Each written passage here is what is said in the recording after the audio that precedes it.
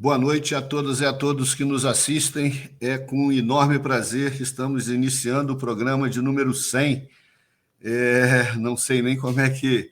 Não tinha nem imaginado quando fizemos o primeiro de chegarmos tão longe, mas a cada programa que a gente faz, a gente vê que surgem mais assuntos, mais necessidades e cada dia mais a gente vê a importância do nosso trabalho. Para comemorar o nosso programa de número 100, eu fiz um plágio aqui do mesmo tema que nós fizemos lá no primeiro.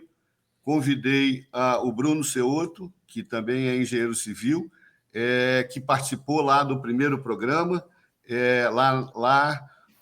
Nós só acrescentamos no tema o Ceotto, os feras da engenharia, e também com o nosso grande amigo, parceiro, primo aqui, o Luiz Henrique Ceotto, que também participou do primeiro e que nós estamos participando agora.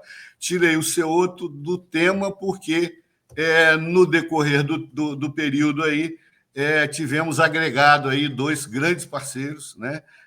O Robson Gaiofato e o Luiz Araújo, que até outro dia era assíduo aqui do nosso programa, todo programa me pedia a carteirinha, mas agora ele me abandonou e está lá por conta da DPAT e não quer saber mais de nós. Mas, se Deus quiser, um dia ele volta.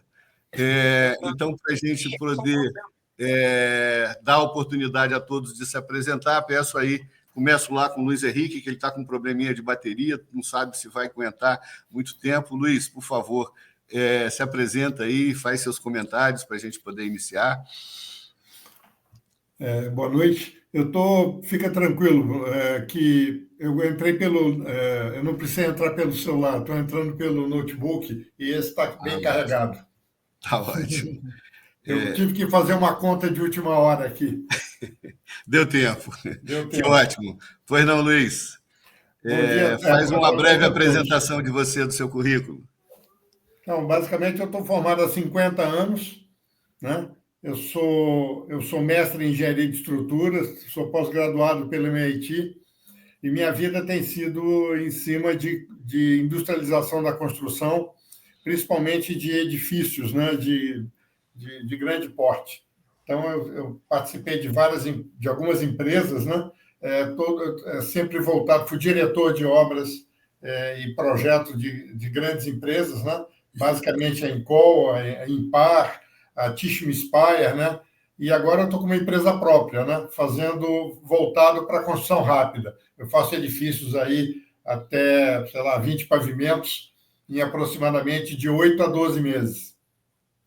Tá ótimo. Vamos por critério de idade. Robson, acho que é a sequência, né, Robson? Pode ser. Eu sou Robson Gaiofato, sou mestre e doutor em estruturas pela COP, UFRJ, e trabalho com projetos tanto de edifícios quanto pontes, né, estruturas de concreto e estruturas metálicas também.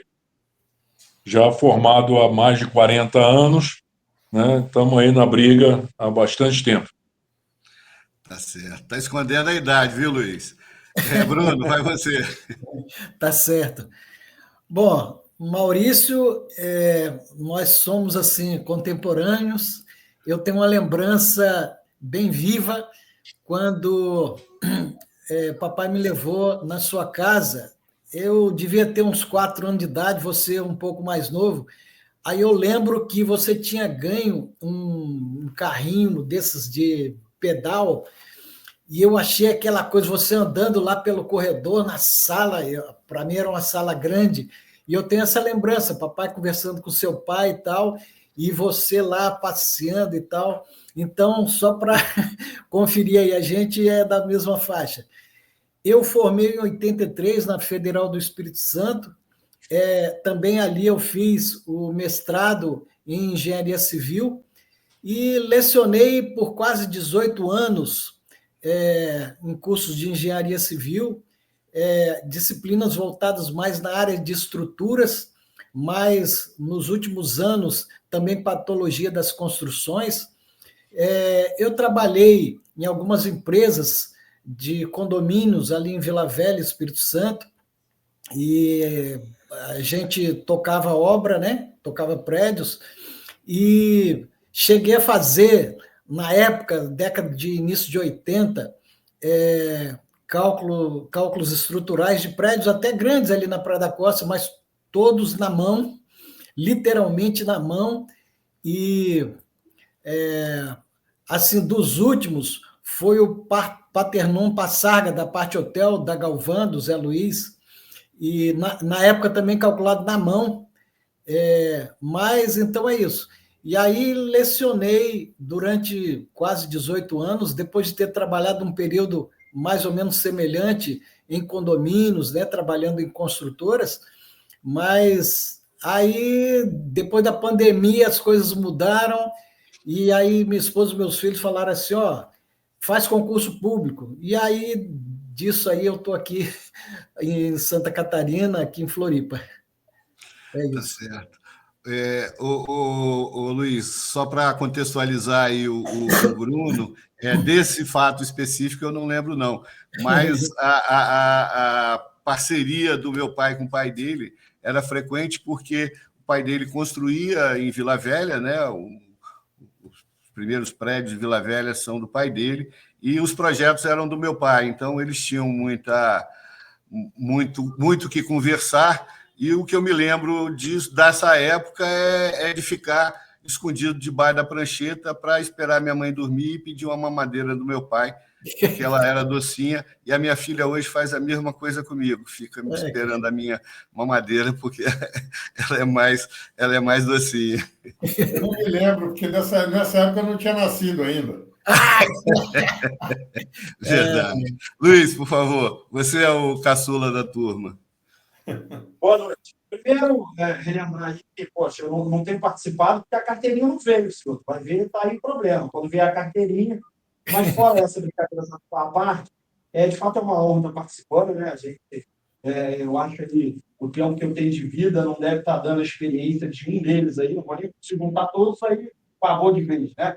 Mas é importante, legal, a oportunidade de estar aqui. Eu sou engenheiro civil, engenheiro de produção, tenho mestrado em sistema de engenharia. A gente atua bastante no Espírito Santo, principalmente na área dos laudos especiais estruturais, né, na parte especial de estruturas e edificação. Então, o que a gente puder estar vindo contribuir, que é sempre importante, como o senhor falou, a gente trabalha aí bastante ajudando aqui o programa, tentando enriquecer. Eu até fiquei um pouco falho, ainda estou, porque a gente também tem que abrir outros caminhos, e a gente está abrindo. E no final das contas, você falando de engenharia, tentando levar ali o máximo de consciência possível, seja para os próprios técnicos, seja para os síndicos, como a gente costuma falar aqui. Bom, ok, vamos lá. Vamos iniciar, então. Como é um programa comemorativo, né, aproveitando também, já lembrar aqui, eu vou reforçar no final, por coincidência, muita coincidência, agora no dia 5 de julho, próximo sábado, nós vamos ter o primeiro CONASE Espírito Santo. Então, aquelas palestras, Bruno, que eu estou fazendo pelo país todo, no total são 17, vai ter a primeira aqui no Espírito Santo, e a gente está programando alguns eventos, podcasts e muita coisa para comemorar aí, em que pese o tema dessa palestra especificamente vai ser um tema mais pesado, que é a questão da contaminação, que eu, Robson e o Luiz enfrentamos aqui de uma forma bastante séria e complicada, né? Mas para os temas de hoje, inclusive o Luiz Henrique me cobrou isso, eu mandei para ele. Quando eu pautei os temas, eu tentei fazer alguma coisa bem suave para a gente não pegar pesado no programa comemorativo, né? Mas, infelizmente, surgiu um fato novo, e eu gostaria, por coincidência, e muita coincidência, tem tudo a ver com o primeiro tema que eu pautei aí, que é a qualidade da engenharia nos tempos de hoje. E aí eu peço só um minutinho de paciência de vocês para fazer os esclarecimentos e depois eu dou a palavra a todos. O Luiz Araújo me passou um programa onde algumas pessoas, inclusive alguns engenheiros e uma professora de laboratório da UFES, Laboratório de Materiais de Construção da UFES, fizeram um programa criticando o trabalho que a gente tem feito na questão da contaminação do concreto. E isso já tem umas 2 semanas, eu não tive um tempo, criticando no sentido de alegar que é um pouco sensacionalista, né? Mas eu, por falta de tempo, não tinha visto como a pauta da minha palestra no próximo sábado é a questão da contaminação. Eu busquei ver esse programa, né, que tem um nome sugestivo de engenharia de quinta, que, na verdade, não deve ser nem de quinta, deve ser de 15ª, porque a qualidade dos profissionais que estão falando ali são a piores possíveis, né? O fato dessa pessoa ser professora da UFES explica para mim exatamente aquilo que a gente, inclusive, Luiz, nós já conversamos em programas anteriores. A qualidade da engenharia vem decaindo de uma forma assustadora, né? Nós estamos tendo sustos e mais sustos. Robson também está acompanhando mais de longe, calculistas que usam programas de cálculo sem a menor noção do que estão fazendo, desligando o botãozinho para poder economizar, coisas assustadoras. Obras que estão sendo entregues sem a menor qualidade, onde a gente está tendo, como diz o Luiz, muita, graças a Deus, eles estão errando tanto, porque serviço aqui para nós não está faltando, né? Mas eu só queria, não vou nem me aprofundar nisso, porque eu devo fazer um ao vivo amanhã ou depois, só para dar a resposta a essa senhora, mas são coisas extremamente absurdas que ela veio dizer, e pior, né? Deu para perceber perfeitamente que ela está ali defendendo interesses, né? Primeiro, porque ela se diz diretora da técnica do Ibracon. Ibracon, para aqueles que não sabem, a pessoa que comanda lá é o Paulo Helene, né? O Paulo Helene é o engenheiro contratado da Concrevit, justamente para tentar proteger a Concrevit desses danos todos que ela está causando, né? Essa senhora afirma categoricamente que todos são vítimas. Ora, a ArcelorMittal ela forneceu, de 2012 a 2019, um produto altamente contaminado, que ela mesma demonstrou realmente conhecer o produto, que é o pó do FGD, altamente contaminado por íons de cloreto, né? Por sulfato, né? Ela reforçou ontem a questão do sulfato, e a gente está acompanhando edificações aí cuja estrutura estão completamente condenadas, comprometidas em função dessa grave contaminação. Então, vem uma ArcelorMittal, fornece um produto que deveria estar sendo descartado obrigatoriamente porque está contaminado, entrega as concreteiras, aí ela diz, mas as concreteiras, a ArcelorMittal não sabia o que iam fazer com o produto. Ora, ela vende um produto para uma concreteira e não sabe o que a concreteira vai fazer com o produto, né? Aí você pega o lado das concreteiras, a norma é clara, eles tinham que analisar esse material, eles tinham que ter o cuidado de avaliar a qualidade química do material que eles estavam adicionando ao concreto, e na venda não fizeram isso, adicionaram ao concreto,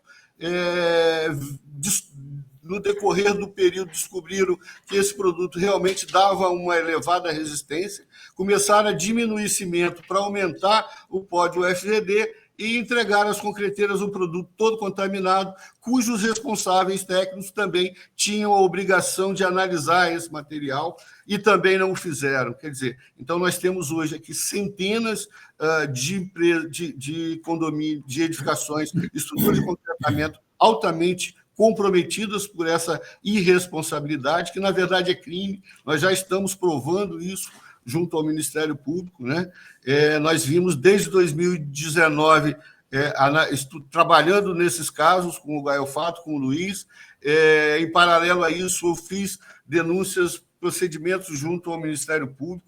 Tudo isso já está devidamente provado. Eu já consegui que o Ministério Público obrigasse a ArcelorMittal a relacionar toda a quantidade de FGD que elas forneceram às concreteiras e, por fim, a gente só está aguardando que essas concreteiras informem quais são os empreendimentos que estão contaminados. E aí, de novo, essa senhora vem e diz, não, o assunto é gravíssimo, concordo, mas a minha recomendação é que fiquem todos aguardando. O dia que cair, vai lá, tira uma amostra, leva para mim, que eu vou dizer se estava contaminado ou não. Ora, vai esperar morrer um monte de gente, cair os prédios, para poder determinar, dizer que ela realmente estava contaminada. É de uma irresponsabilidade. No meio do caminho, ela diz, eu sou professora da UFS, funcionária pública federal, tenho dever social. Cadê o dever social dela? Pelo amor de Deus.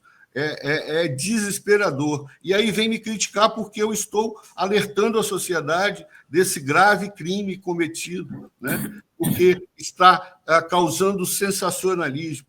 Então, peço de novo desculpas por esses comentários, mas o objetivo aqui com vocês é analisar realmente a qualidade da engenharia, porque todos aqui, exceto o Luiz, já tem mais de 40 anos de formado, né? Então, a gente consegue perfeitamente fazer essa constatação na prática, né? O Bruno e o Robson, o Robson ainda está na academia, o Bruno já esteve, talvez eles consigam nos dar um leque maior de entendimento, né? Mas vamos lá. Luiz Henrique, por favor, vamos seguir Você pode fazer alguma consideração sobre isso? Estou em São Paulo, nós não estamos tendo problema de contaminação de concreto aqui, né? E eu não tive nenhuma notícia a respeito da contaminação que vocês estão falando. Então, eu estou recebendo essa informação nesse momento. Não, eu queria o seu comentário sobre a qualidade. Os engenheiros formados recentemente, principalmente aqueles que estão fazendo por EAD, né? Essa qualidade, você tem observado aí com você que ela tem decaído? Ela tem decaído bastante, né? E, recentemente, eu vi duas universidades aí, duas unisquinas aí, que a gente chama, fazendo propaganda de curso de engenharia a R$ 99,00 por mês, formado em 5 anos, e esse curso que eles autorizado pelo MEC, era um curso 100% à distância, tá? Eu não sei agora, com essa nova resolução do MEC, se esse curso vai continuar, porque, afinal de contas, as pessoas foram matriculadas há pelo menos um ano, né? E, teoricamente, eles poderiam fazer o curso em 5 anos, pagando R$ 99,00 por mês, né? Assim, engenharia precisa ter presença, precisa ter professores experientes, né? Não pode ser professores só teóricos, tem que ter experiência. Engenharia é experiência, matemática, física, mais experiência, né? E realmente, de uma maneira geral, não é só na engenharia civil, né? Em todos os setores, né? Talvez menos em informática, mas em todos os setores a qualidade dos profissionais está decaindo muito. E na engenharia civil, especificamente, não é só engenheiro. Todas as funções administrativas da obra estão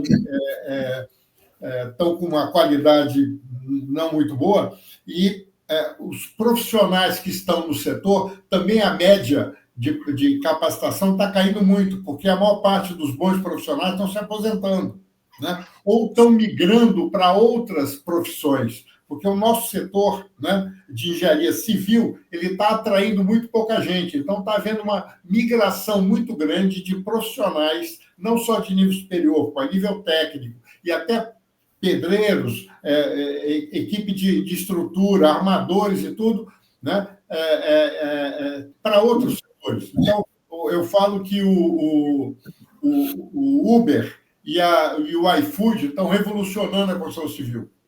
Né? Está faltando mão de obra para todo lado e o que fica é uma mão de obra ainda com uma qualificação muito baixa. Sem dúvida. Robson, você também tem condições de nos dar uma visão mais clara, porque você está dentro do IME, né? Você já é quase general, não é isso? Nem tanto, nem tanto. Senhor, falando especificamente do FGD, né, do problema da contaminação aí do FGD, efetivamente é um problema complicado, que é um problema onde um grande grupo de pessoas deixou de observar documentos que são obrigatórios na engenharia civil, que são as normas técnicas, né?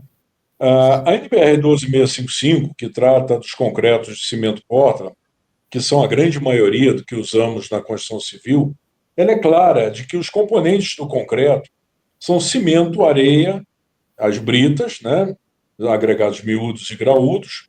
A água, naturalmente, tem que obedecer determinados regulamentos de potabilidade, etc., para não haver contaminação.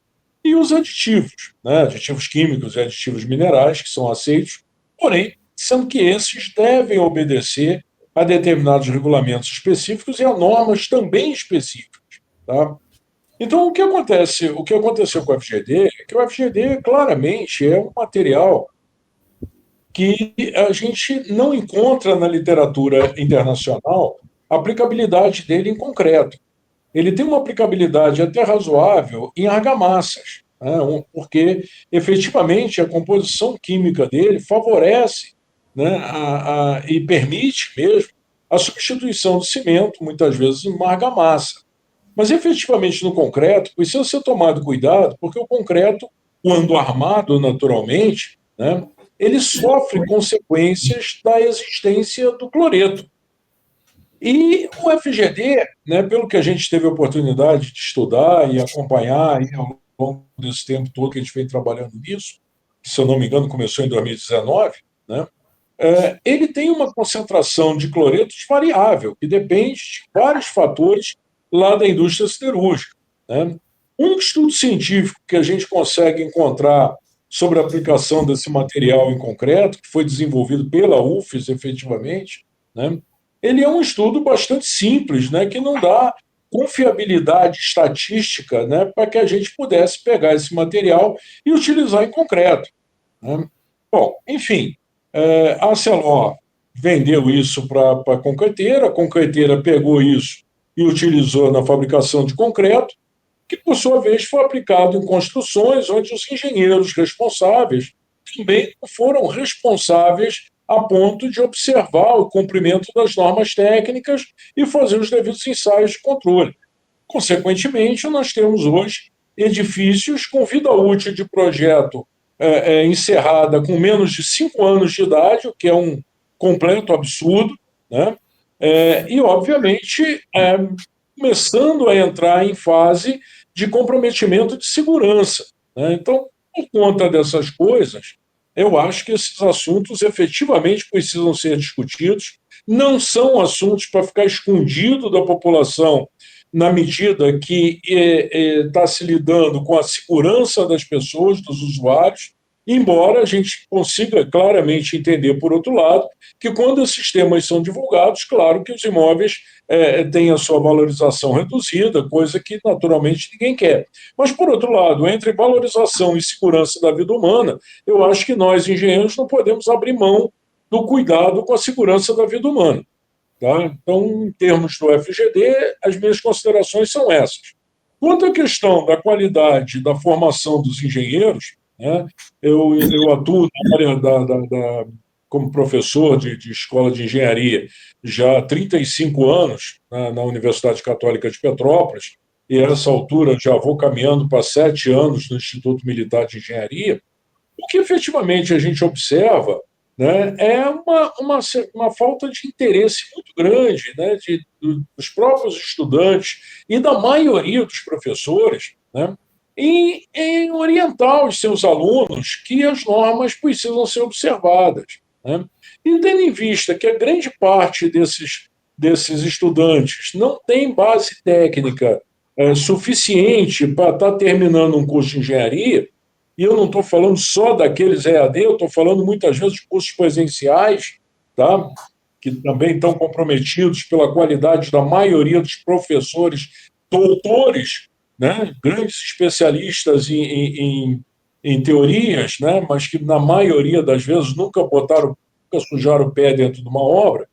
Isso é um problema complicado, né? E só complementando, né, o que o doutor Luiz falou inicialmente, eu acho que não é só o Uber e o iFood, né? Nós temos também algumas outras coisas aí atrapalhando muito, né, o avanço da construção civil, ou pelo menos a manutenção da qualidade. Porque a maioria da mão de obra hoje está deixando a construção civil, né, muitas vezes em troca das bolsas famílias, etc. e tal, que acabam dando mais conforto para o cara do que ter que trabalhar debaixo de sol, tocando a construção civil, que todos nós sabemos que é um trabalho relativamente pesado.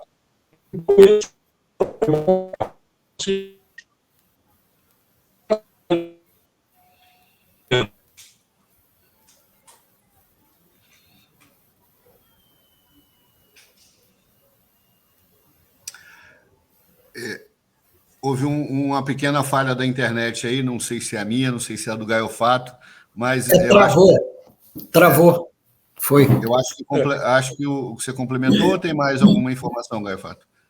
Não, termino por aqui. Então tá bom. Bruno, só ressaltando, tanto você quanto o Luiz realmente não têm um conhecimento sobre a questão do FGD, né? Então, mais na questão da academia mesmo, né? Você teve uma experiência muito grande lá, você também consegue nos dar a sua visão disso. Perfeito.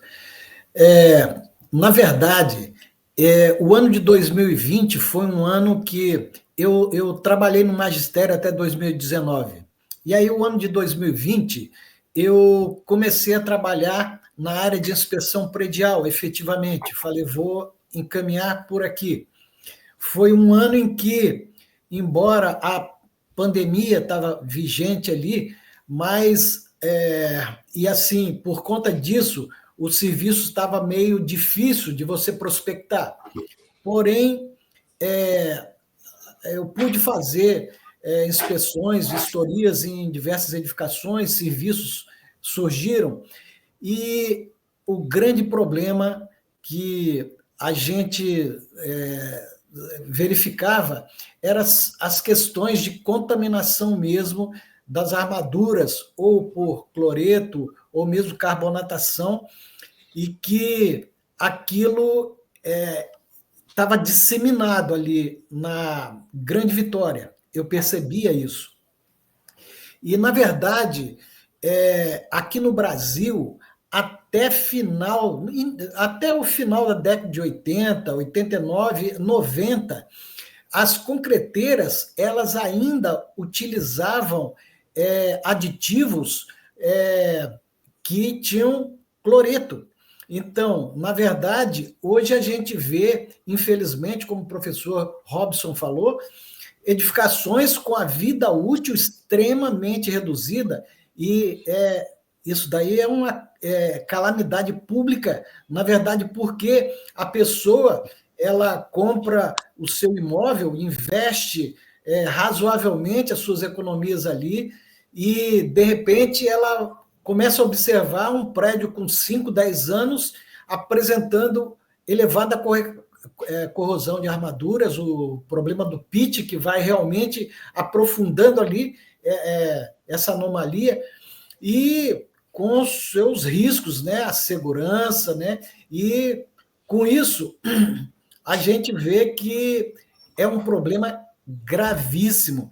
Graças a Deus que já havia estudos, né, de outras nações identificando essa anomalia do uso dos cloretos, mas no Brasil a gente ainda teve as concreteiras utilizando, né, os aditivos até o final da década de 80. Mas aí depois, a partir de 90, as normas começaram a ser alteradas, né, em função de estudos, pesquisas, né? Porém, nós temos quantidade bem grande de edificações, inclusive obras de arte, pontes, que estão com esse tipo de prejuízo, com esse tipo de anomalia presente. Inclusive, assim, eu tive a oportunidade, na época que eu estava no magistério, a gente orientando trabalhos de TCC, de fazer vistorias de pontes na Grande Vitória, também em algumas regiões do interior do Espírito Santo, onde, nas vistorias, até tive trabalhos de alunos que fizeram com drones, situações mais elevadas, mais difíceis de ver, eles utilizaram esse recurso, com as armaduras extremamente contaminadas e oferecendo riscos à segurança, assim, muito evidentes. E, na verdade, é algo que a gente precisa agora estar trabalhando para consertar esse tipo de situação, né? Eu, infelizmente, sei que no Brasil, muitas outras cidades passaram e passam por esse problema que a gente tem. Inclusive, assim, infelizmente, em certas situações que a gente ouve, embora a imprensa não divulgue muito, mas obras que são iniciadas para poder fazer tratamentos estruturais com pessoas não tão capacitadas, né? E acabam colocando os pés pelas mãos e trazendo danos muito maiores, né? Até com desabamento de edificações. A outra questão infelizmente, o mercado nacional ele realmente está trazendo muitas adversidades e os próprios engenheiros, né, engenheiros civis, eles trabalham, mas a absorção do mercado está oferecendo um salário muito baixo. Então, eles acabam tendo que migrar, e, infelizmente, isso tem afetado a qualidade, né, dos profissionais. Porém, o próprio professor Robson, também o Luiz Araújo, o bom aluno, ele sim, ele vai sempre existir, porque são pesquisadores natos, são pessoas que têm próprio interesse de evoluir, de adquirir conhecimento. Então, graças a Deus, numa turma de 50 alunos, vai ter sempre assim, uma média inferior, infelizmente, a 10%, mas de bons alunos, e que eles vão estar suprindo o mercado, não na necessidade do mercado, mas os bons alunos vão estar sempre presentes. Né? É isso. Ok. Luiz, só aproveitando aí para reforçar o que o Bruno falou, a gente tem visto constantemente aí, né, a utilização de antioxidantes em aço de construção civil, né? Quase a totalidade dos profissionais que estão no mercado usando isso. Sobre a questão dos aditivos também, o Luiz tem algumas informações aí, e a palavra está com você. Tá, você diz antioxidante, o pessoal costuma fazer tratamento de recuperação estrutural usando o sargão, né? Não, aí não.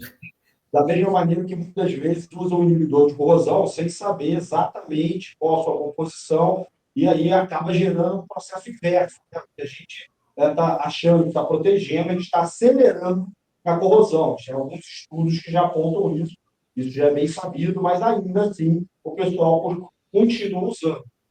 Sobre os motivos, entra na mesma celeuma que a gente vem falando, né, senhor? As coisas têm que ser usadas com critério, né? Se você não tem noção do que está fazendo, no mínimo, segue a norma. Se você quer fazer algo especial, vá para a academia, estude, embase o estudo, submeta aos ensaios e aí, com certeza, daquilo eventualmente se aplica, né? Mas, de qualquer maneira, não é para se aplicar num prédio de 5, 30 lajes para ver se vai dar certo ou não vai. Afinal de contas, alguém vai ficar com esse passivo no futuro. Né? Como disse bem o nosso amigo. É bom porque aqui a gente pode falar Gaiofato ou Ceoto, então falando com todo mundo. Então, como disse bem o Gaiofato e os Ceotos, né? As obras de arte hoje estão em pleno lugar. A gente convive aqui no dia a dia do escritório fazendo várias inspeções em obra de arte, dos pontes, e efetivamente, fora a característica principal da falta de manutenção, a execução é muito.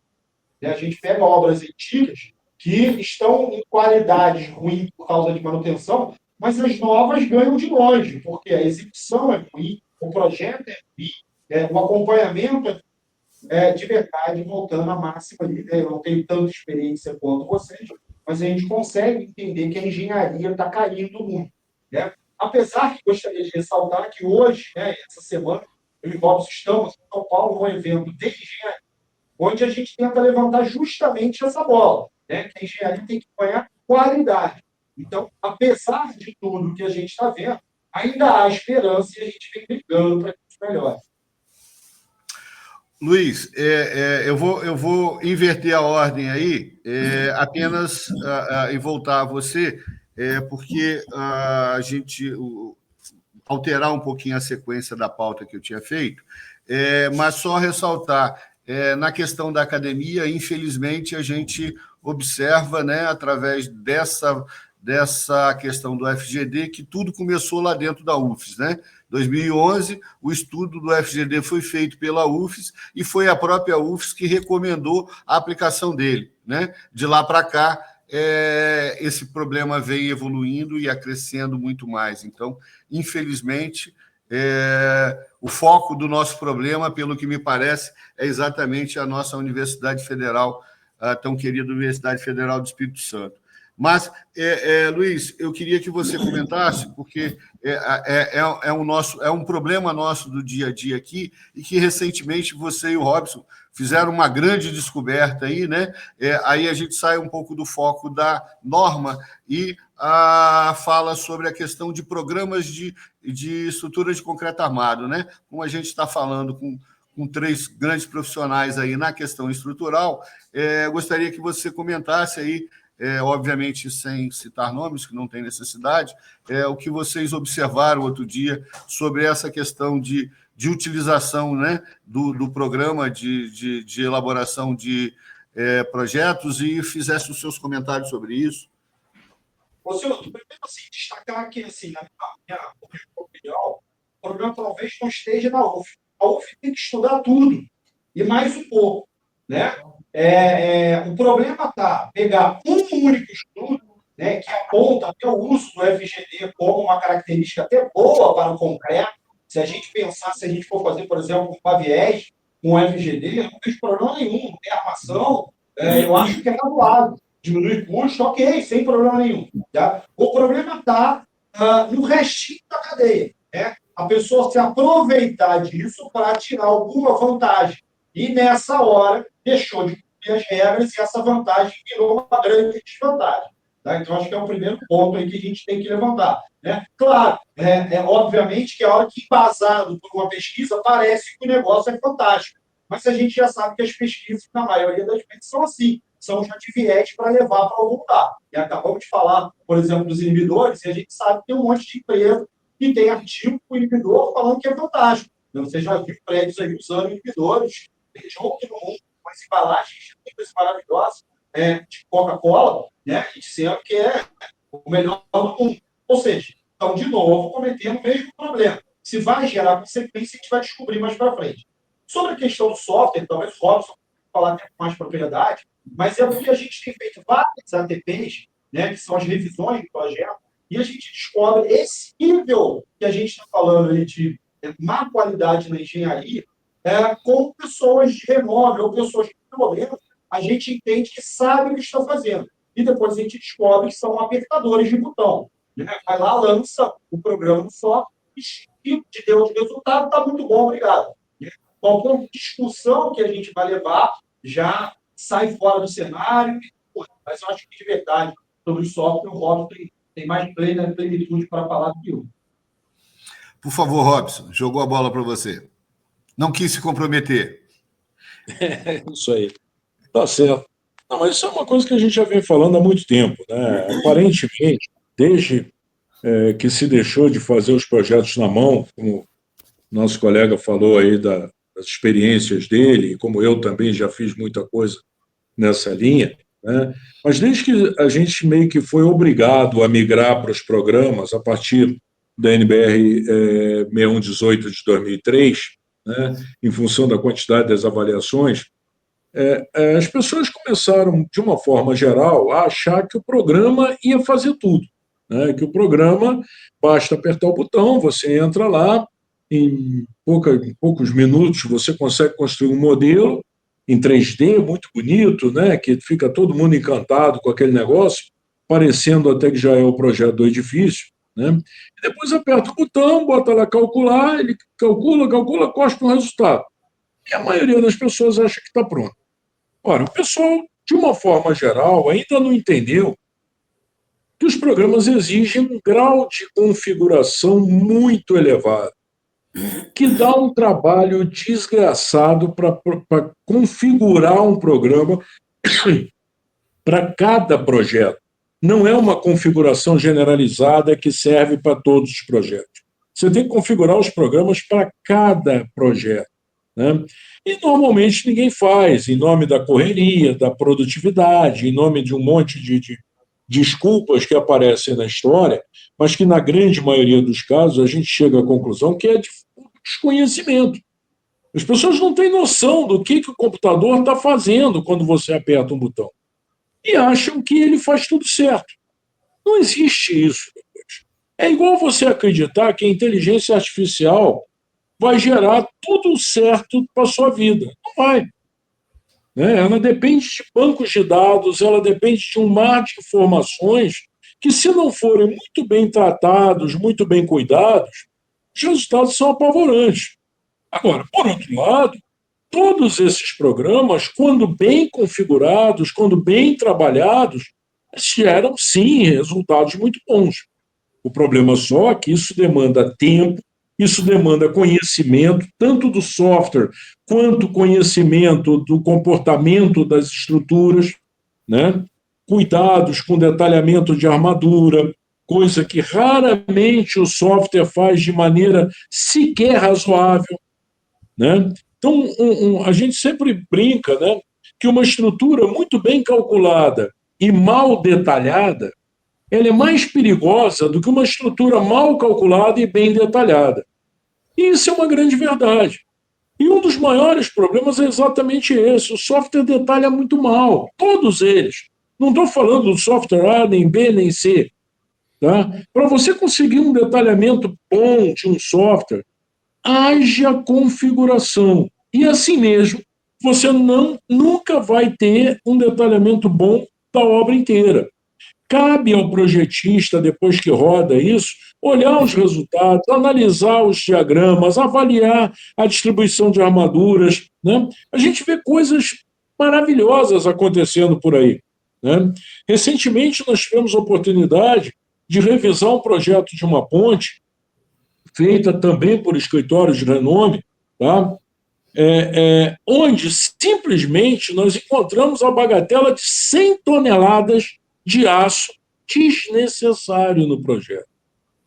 Estou falando de uma ponte de 130 metros, mais ou menos, de comprimento.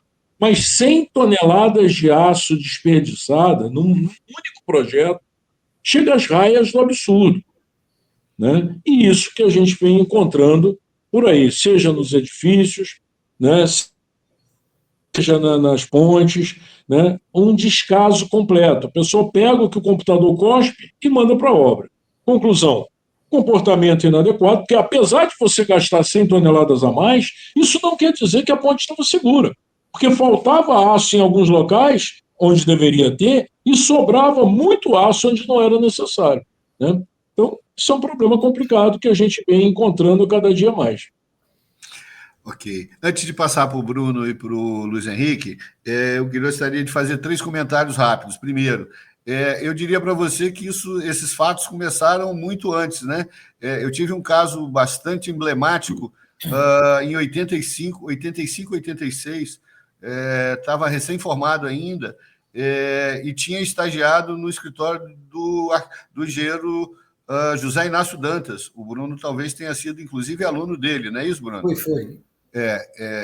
E eu ganhei uma obra do Baneste da Serra, e ao executar essa obra, a gente descobriu que uma viga de 1 metro por 1 metro, que segurava um pergolado em balanço, o aço simplesmente vinha até um determinado ponto e depois não tinha aço, depois voltava a ter aço, né? Quer dizer, tecnicamente, aquele ponto do momento zero, ali o programa não colocou aço ali. Então, eu me recusei a executar. O projetista era o Zé Inácio, né? Estou falando porque já morreu, então não tem mais problema, né? Consultei o banco insistiu que o Zé Inácio tinha que corrigir. Zé Inácio ficou 3 meses sem corrigir aquilo ali. Eu contratei outro calculista, muito amigo do Robson. Ele foi lá, corrigiu para mim, eu botei aquilo que não estava dentro do meu contrato, acrescentei o aço naquele ponto e simplesmente me recusei a executar aquilo que estava errado, porque aquilo ia cair em cima dos meus funcionários, né? Então, eu acho que já muito antes as pessoas não tinham uma boa... os calculistas não tinham uma boa tratativa aí com programas. Fora isso, nós temos um outro caso emblemático, né, Luiz? De um arquiteto que se meteu a calcular aqui no Espírito Santo, que também, graças a Deus, já morreu, e fez lambanças aí que até Deus duvida. Eu não vou fazer comentários sobre nomes, porque aí esse caso ainda está em juízo e aí não é competente. Além do mais, Luiz, Robson, mais Luiz do que Robson, nós já fizemos análises estruturais de dezenas de prédios aqui na Grande Vitória, e a quantidade de erro de projeto estrutural que nós achamos aqui é uma coisa absurdamente grande, entendeu? Então, é muito preocupante o caminhamento que está sendo dado para a engenharia aqui. Mas vamos lá, Bruno, por favor. Perfeito. Eu lembro que em 86, eu estava trabalhando numa empresa, tocava empreendimentos ali em Vila Velha. Ela estava fazendo um prédio diante do mar, e aí o escritório era do Zé Inácio. E, de repente, a gente estava ainda na época do pavimento, no pavimento não, ainda ia fazer o pavimento térreo, e em análises foi visto que haveria problema com garagens. E aí, nessa situação, ou seja, algo que trouxe um transtorno, foi necessário eliminar um pilar e fazer uma viga de transição. Essa viga de transição, ela tinha, se eu não me engano, 1,5 m, 1,60 m por 1,5 m de altura. Dava para prender elefante lá dentro dela. As armaduras de polegada, estribo de 5/8, quase um dentro do outro, foi uma coisa absurda. E, naturalmente, isso é questão de análise, de estudo, de projeto, e isso daqui é algo que ocorre. Se a pessoa não for zelosa, não tiver uma análise adequada, essas coisas acontecem. Infelizmente, nessa situação, houve a possibilidade de alteração, e aí eliminou-se um pilar e foi feita em cima de uma viga de transição muito forte. Agora, também tem outras questões, por exemplo, a gente estava falando da qualidade de profissionais, a experiência, né? Então, há situações que são até estudadas em cursos de pós-graduação de engenharia diagnóstica, quando o profissional ele é contratado para realizar a eliminação, às vezes, de uma parede. E aí ele, na consideração dele, olhando o projeto e tal, ele diz, essa parede aqui é só de vedação. Mas a obra, às vezes, ela tem já mais de 30 anos, 40 anos, e a questão da fluência e retração do concreto, situações onde você, eliminando aquela parede, ela já estava indevidamente, né, pela natureza da fluência do concreto, sendo utilizada. A laje ali naquela situação, ela não se deformou totalmente e foi se apoiando nas alvenarias e assim por diante. Então, outro dia eu fui chamado para justamente fazer uma análise para demolição de uma parede, uma cozinha, e eu expliquei essa situação, que seria o caso onde, provavelmente, por conta da fluência ali, da forma com que se queria fazer, ia gerar danos nas alvenarias, até mesmo com torção de viga, de fachada, que poderia trazer consequências. Então, assim, essas análises, elas demandam o convívio com profissionais que já tenham tido, né, conhecimento mais aprofundado, estudos, para poder evitar esses problemas. Outra questão também é a execução. Na verdade, se os engenheiros de obra eles obedecessem às normas, muitos dos problemas de engenharia eles não existiriam, ou seriam drasticamente reduzidos. A obediência às normas. Muitas vezes vai exigir um acompanhamento, uma dedicação e custos maiores, mas que se compensam, que se pagam. Eu lembro que era o ano de 1982, um edifício ali também na Praia da Costa, Verdes Mares, já tem muito tempo.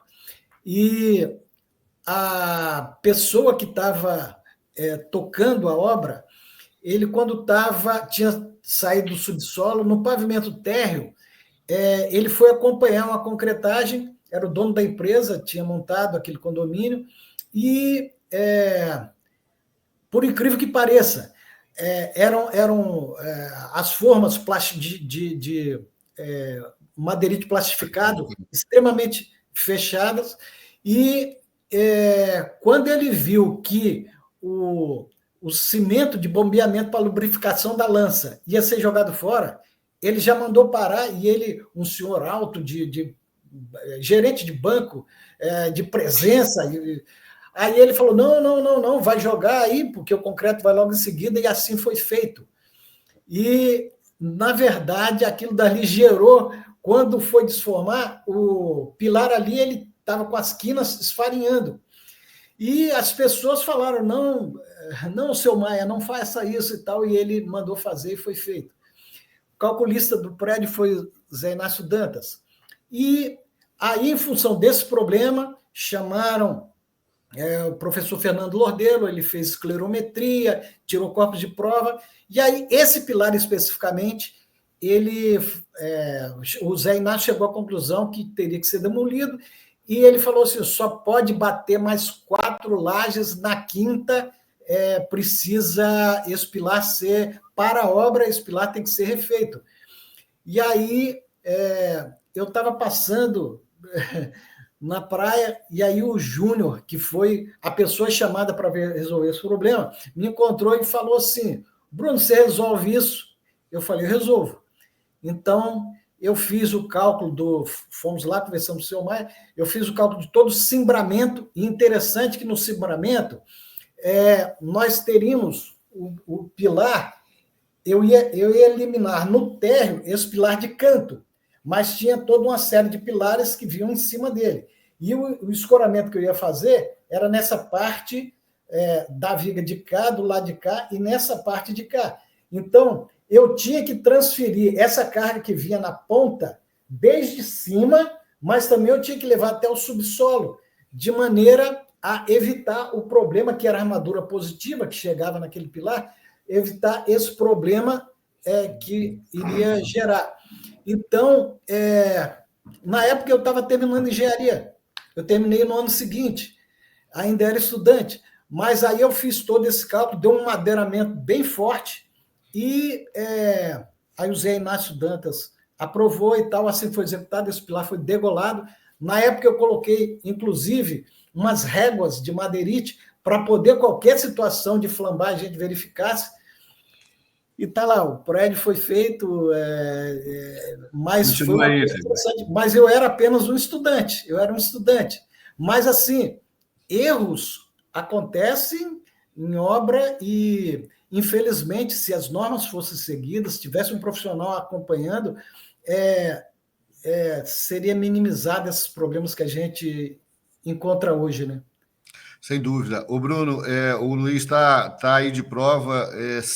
A quantidade de erros de projetos somados aos erros de execução nas estruturas que nós temos aqui na Grande Vitória hoje é de dar dó, tá? É de realmente se preocupar. Mas, Luiz, São Paulo também está nessa linha ou aí a coisa flui mais fácil? Olha, eu cheguei... Sou eu não, né? Não. Sou eu não, né? Não. Não, é o Luiz Henrique, desculpa. O Henrique. Tem muito Luiz aí, é bom especificar. Né?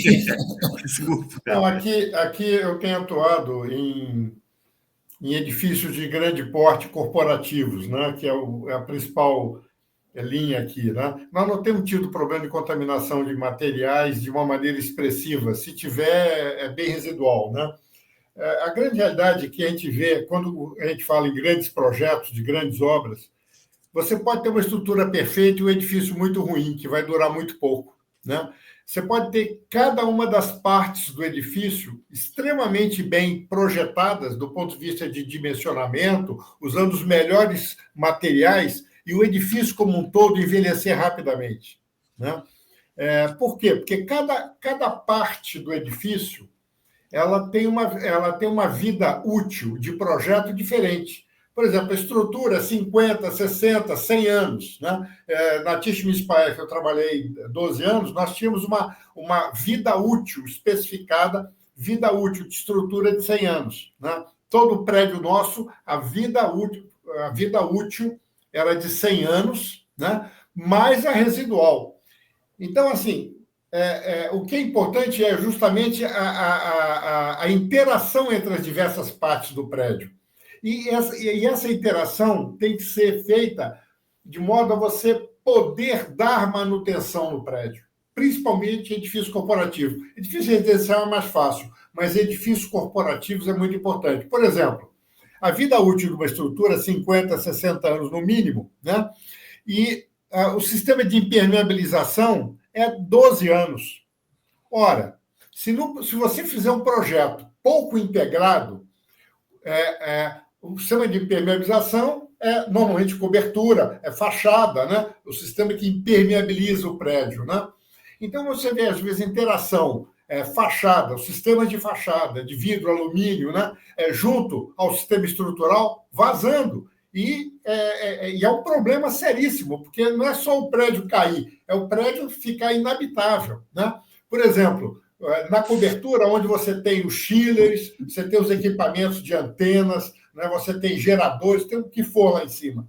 Se isso tudo tiver colado na impermeabilização e colado na laje, como é que eu vou trocar o sistema de impermeabilização daqui 12, 15 anos? Eu tenho que parar o prédio, eu tenho que desmontar o chiller, eu tenho que desmontar toda a parafernália de antena lá em cima. Então, assim, o partido de projeto, a direção de projeto para que o edifício ele funcione como um todo, né? E não adianta cada parte funcionar muito bem, o todo tem que funcionar muito bem, é muito grande. Eu tenho atuado tentando consertar prédios aí que têm 12, 15 anos, que são extremamente velhos, e foram investimentos de 300, 400 milhões de reais, né? E estão jogando no lixo.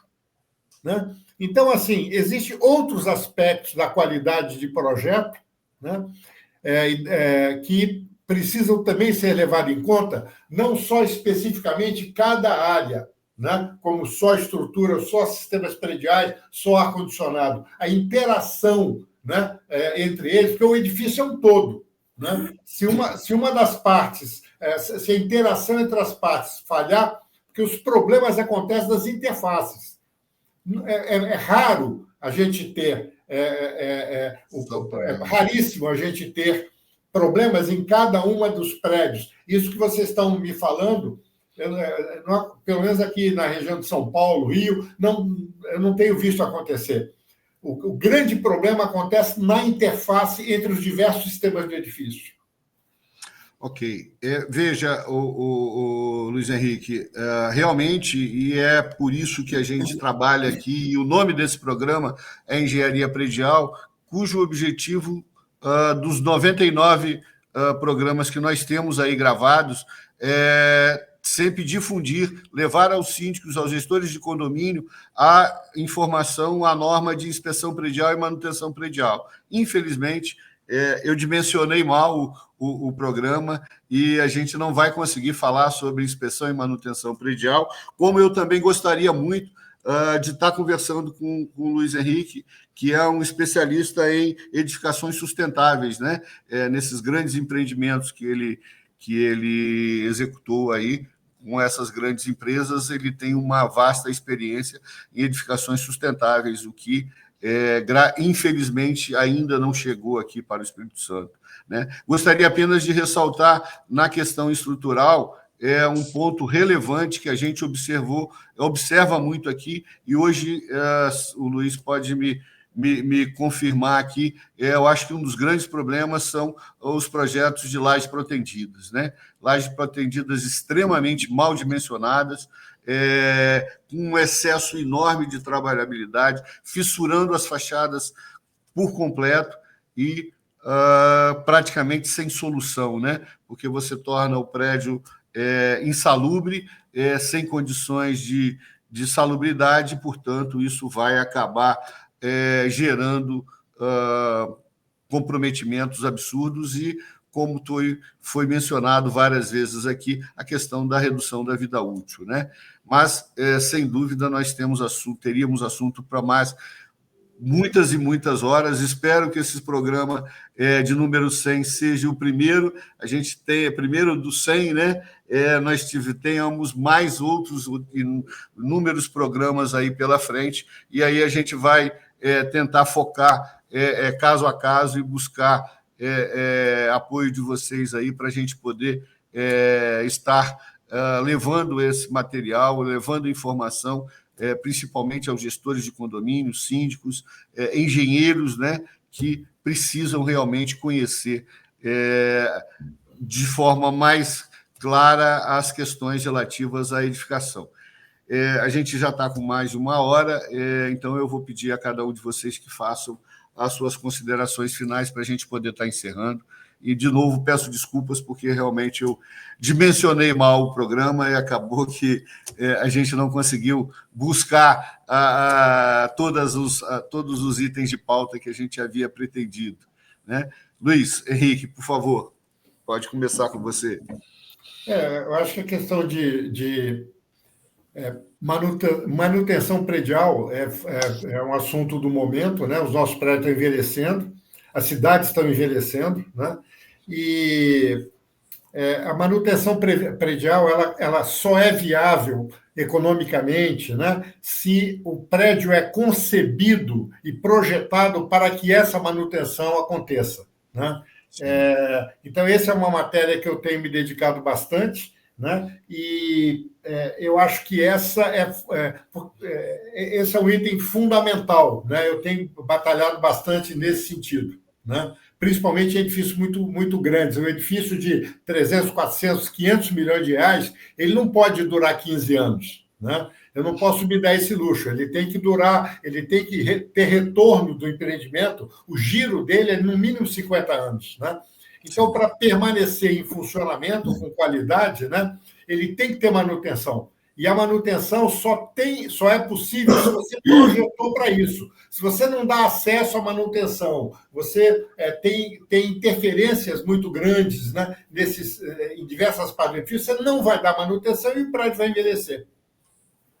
Sem dúvida. Deixa eu só fazer um adendo aqui, ô Luiz. É fundamental, nisso que você colocou, a inspeção predial, conforme preconizado pelo norma, a primeira inspeção ser feita exatamente na conclusão da obra, porque aí você aponta todos os erros construtivos, isso é, todas as anomalias, e aí busca corrigir, né? Se busca corrigir as anomalias para você partir com uma manutenção correta em cima daquilo que deveria ter sido executado. Na verdade, é um passo até antes, né? Porque não adianta eu constatar uma coisa que eu não posso resolver. Sim. Então, assim, eu acho que tinha que fazer uma inspeção no projeto, para verificar se o projeto prevê a manutenção em todos os itens. Né? Porque se não adianta, chega uma hora você pode fazer a inspeção predial, eu não consigo ter acesso a esse ponto, eu não consigo. Aí como é que vai fazer? Só quebrando e fazendo de novo. Então, eu defendo sempre um passo antes. É uma auditoria no projeto. Perfeitamente. O Robson, por favor. Efetivamente, eu acho que é fundamental a preocupação com a manutenção. Agora, essa inspeção dos projetos é fundamental não só sob a ótica da manutenção, mas também sob a ótica do comportamento estrutural, do comportamento dos materiais escolhidos. Porque se a estrutura tem um mau comportamento, né, mesmo que eu tenha acesso para manutenção, eu vou ter uma manutenção N vezes mais cara. Né? Eu preciso também pensar nisso, como foi falado, as estruturas, por exemplo, muitas vezes protegidas, mais flexíveis, que têm sido projetadas, são incompatíveis com as alvenarias de bloco cerâmico, de bloco de concreto. Isso precisa ser pensado a nível de projeto.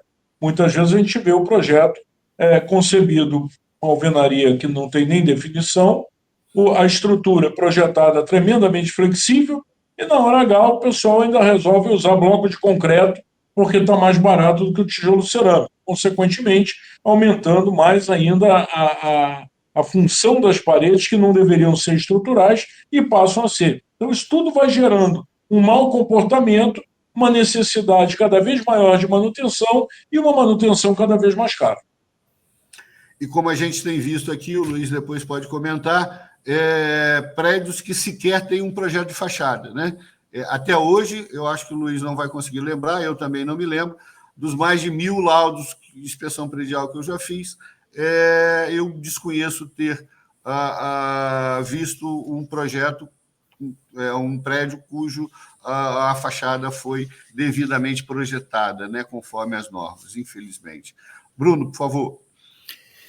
É verdade, eu lembro que você foi uma pessoa que, na época, batalhou muito para que a Prefeitura de Vitória ela tivesse legislação, né, obrigando a inspeção predial, né, e foi algo que, a duras penas, foi iniciado esse trabalho. Eu não sei atualmente como se encontra, se isso deu para trás, mas o trabalho de vocês é fundamental na conscientização, né, da categoria, da população em si, para que a gente consiga expandir essa obrigatoriedade a nível nacional, né? E atualmente eu trabalho aqui no estado, né, e no setor que trabalha com a gestão das edificações, porém, nós, de vez em quando, surge para a gente uma inspeção da predial solicitando providências e a gente tem alguns casos que a providência final já não tinha outro recurso a não ser a demolição. Nós temos um caso aqui no centro de Florianópolis, havia 2 prédios, um de 3 andares da década de 80, que se comunicava com de 4 andares da década de 60, e os 2 foram demolidos. Isso seria um estudo interessante. Eu tenho o laudo dessa demolição, o acompanhamento dela, e um dos prédios, o de 4 andares, ele inclusive era um prédio tombado, e aí quando o resultado da inspeção que foi feita e todo o laudo que foi feito, a conclusão foi pela demolição. Isso gerou um grande problema, mas, no final, os prédios, hoje é só terreno lá, mas que não havia... Para vocês terem uma noção, o prédio de 4 andares, as vigas, na verdade, o que parecia ser vigas, eram trilhos TR. Uma estrutura que tinha o que a gente imaginava viga de transição, que ia até a cobertura. Se aquilo dali tivesse um uso numa festa, alguma coisa, poderia ter um colapso progressivo ali, com resultados assim terríveis. Mas foi algo interessante e, de vez em quando, surge uma situação em que o resultado é a demolição, infelizmente. Essa questão da legislação, Bruno, é uma história muito triste. Eu vou tentar resumir aqui. Em 2016, eu consegui aprovar na Câmara de Vitória a lei que tornava obrigatório o laudo de inspeção predial. Ocorre que o prefeito à época, o Luciano Rezende, tinha que regulamentar, e ele não fez isso até 2019. Quando ele saiu em 2019, ele fez uma nova lei muito parecida, mas em combinação com o Sinduscom, ele alterou a periodicidade da norma. Em vez de 3, 4 e 5 anos, ele passou para 10, imaginando que isso ia proteger as incorporadoras, né? Mas não adiantou, ele deu 2 anos, e aí realmente começou a buscar, né, os condomínios começaram a buscar a inspeção predial, só que quando completou 2 anos, nós estávamos no meio de uma pandemia, eles deram mais 1 ano, infelizmente, quando completou esse 3º ano, a Câmara de Vitória, negociado lá com o Sinduscom, alterou essa legislação e, pasmem, tornou obrigatório o plano de manutenção predial. Isto é, hoje, por incrível que pareça, Vitória é o único lugar do mundo onde quem adquire o imóvel, o condomínio, é obrigado a elaborar o plano de manutenção, né? Não é a incorporadora. Infelizmente, isso se perdeu, né?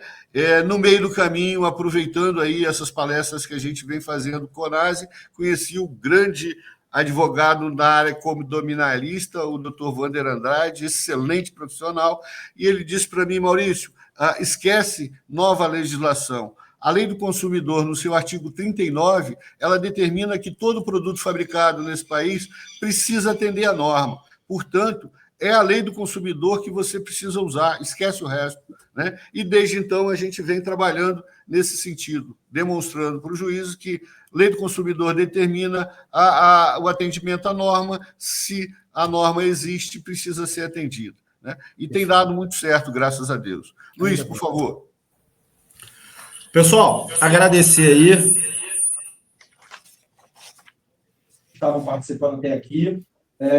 Mais uma vez, aí, é muito importante participar com as feras da engenharia, como o senhor mesmo disse. Tá?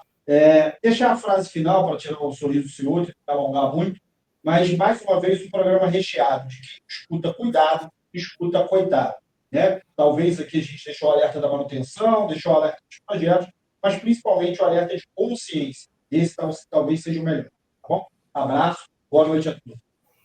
Bom, então eu gostaria imensamente de agradecer a todos, ao Luiz Henrique Ceotto, ao Bruno Ceotto, ao Robson Gaiofato, Luiz Araújo, pela participação. De novo, peço 1000 desculpas, porque dimensionei mal o projeto, 1h13 já, não foi suficiente nem para comentarmos 10% daquilo que precisávamos, mas, se Deus quiser, vamos ter outros programas. Gostaria apenas de acrescentar que, próximo dia 5 de julho, Centro de Convenções, primeiro CONASE Espírito Santo, a minha palestra é sobre contaminação de concreto. Na sequência, vai falar o Dr. Wander Andrade sobre as questões jurídicas que envolvem essa contaminação. E aí, gostaria de convidar a todos que nos assistem, quem está no Espírito Santo, obviamente, o nosso programa, graças a Deus, tem uma repercussão a nível nacional, para estar presente lá. A gente já tinha, na última vez que eu vi, no meio da semana passada, 650 inscritos, né? Eu acredito que esse número já tenha aumentado muito mais, principalmente pelo interesse da questão da contaminação. Então, nós vamos estar lá. Por fim, agradecer aí ao Sérgio Craveiro, CEO da TV Síndico Online, que nos dá a possibilidade de estar trazendo essa matéria, esse programa, para todos durante tanto tempo. Então, muito obrigado a todos, uma boa noite e fiquem com Deus.